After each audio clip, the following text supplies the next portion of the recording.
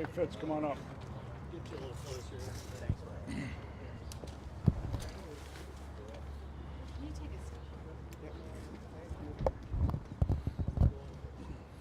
Come on up. We ready? Yep. Yep. Good morning, everyone. We're here this morning. We had a critical incident that occurred this morning. This started out with a fugitive operation, to which I'll have U.S. Marshal Pete Elliott talk a little bit about. This is a multi-agency operation that started as a fugitive sweep. It turned into an officer-involved shooting and then a barricaded suspect. So right now I'm going to have U.S. Marshal Pete Elliott talk about some of the details of the fugitive sweep. Well, first of all, we had a deputy U.S. Marshal that was shot today. He is in serious but stable condition. He is going to live, and that's the most important thing. So, I pray for my men and women every single day of my life for their safety. The kind of men and women standing up here behind you right now, they have the most dangerous job in the United States of America, serving warrants on violent criminals like this violent criminal who spent 20 years in jail, that had 3 assaults on police officers during his career and his life, who barricaded himself. We're in barricaded situations every single day, and it is pissing me off. Another violent criminal on the streets shooting at our people. So this morning at 8 o'clock, we tracked this individual that was wanted on a felonious assault warrant out of East Cleveland with our partners in East Cleveland and Cleveland Police to a residence here right behind you. He refused to come out of the house. He shot at my deputies and our officers. One of my officers was shot. We did return fire. The suspect did barricade himself, is in custody because of the great work of the Cuyahoga County Sheriff's Office, their department negotiating with him, and also the SWAT team in Cuyahoga County to be able to bring this individual out. I appreciate all our partnerships here that you see, from the FBI, who's going to handle the crime scene, to ATF, who's going to handle the ballistics, but enough is enough. A violent criminal, once again. How many times have I stood up, said the same thing? 20 years in prison, violent history, shooting at our officers, and thank God, thank you, Jesus, that this officer is going to live. So Pete mentioned the investigation. Right now, preliminary information indicates the suspect fired a shot. Officers did return fire. The suspect is not injured. The one officer, like Pete said, is in stable but serious condition, non-life-threatening injuries. We'll conduct the investigation. It will be a joint investigation with the Cleveland Division of Police as well as the FBI. And again, ATF will play a role in that with processing some of the ballistic evidence from the scene. Again, it's early right now. We've got a lot of work left. No one else was injured. There were no other occupants in the residence. It was contained rather quickly, thanks to the quick response of the task force and the training they have. And again, thanks to the Cuyahoga County Sheriff's Office for responding with their SWAT unit to assume the perimeter. Again, this is early. We've still got quite a bit to go with determining some things. But again, this will be a joint investigation. And then Greg Nelson from the FBI can talk about their role with the investigation. Yeah, thank you, Deputy Chief. First, Greg Nelson with the FBI here in Cleveland.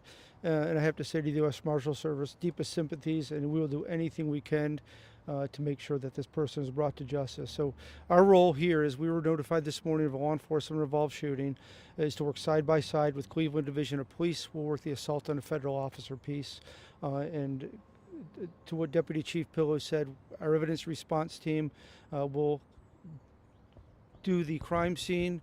We have about 15 to 20 evidence response team members, and our violent crimes unit is going to handle some of the investigative piece side by side with Cleveland Division of Police.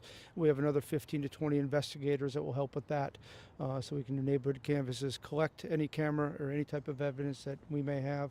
And we encourage the public, anybody who is a witness to this, please call 1-800-CALL-FBI. If you have any type of evidence that you want to share, we'd be interested in collecting that. So again, 1-800-CALL-FBI. Thank you.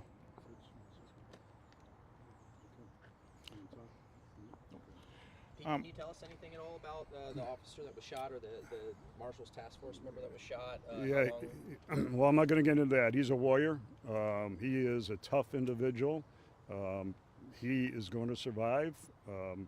He's the type of person that we hire, just like all the type of people behind me that we've hired over the years. He's a warrior, and he's going to pull through. And then any further detail about the suspect and the crimes that they were wanted for? We heard that potentially Yep. shootings in East Cleveland. Yeah, East Cleveland warrant was in September. I believe it was September 14th, and that was for felonious assault. He has numerous felonious assault convictions. He has 3 assault on police officer convictions. He's done almost 20 years in prison. Again, an individual that should not be on the streets, but it is a type of individual that the Marshal Service Task Force goes after every single day. And it's been 22 years now since we started our task force office here in Cleveland and throughout Northern Ohio, and this is the first Deputy U.S. Marshal that has been shot over those years. So they do things very safely.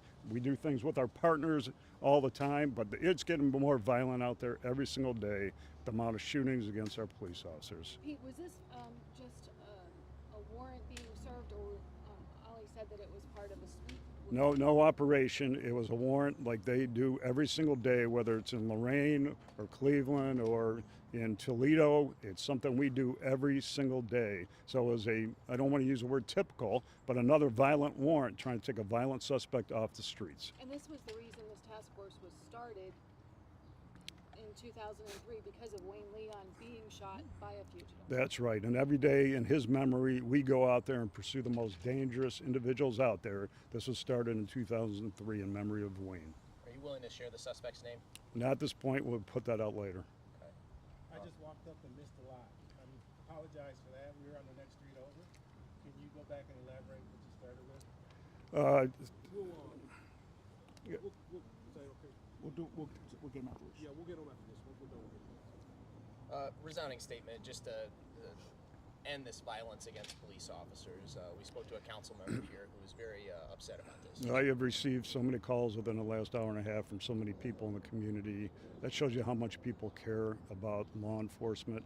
Look, right now we're trying to pursue something very important. This individual, again, barricaded himself in that residence. We have a bill because of a Deputy U.S. Marshal and a Cleveland police officer that brought to my attention, then we brought it to the state on barricaded subjects to make that a felony and a more serious enhancement to the crime underneath. So I want to see that passed in the state of Ohio and further. But this would be federal charges, right? Because he shot him. Potentially, yes. Yes. We'll confer with the Cuyahoga County Prosecutor's Office as well as the U.S. Attorney's Office and decide which charge would be appropriate. But ultimately, I think we would be looking at charges for assaulting a federal officer. We say operationally, was there enough time to evacuate people around? How much public risk was going on?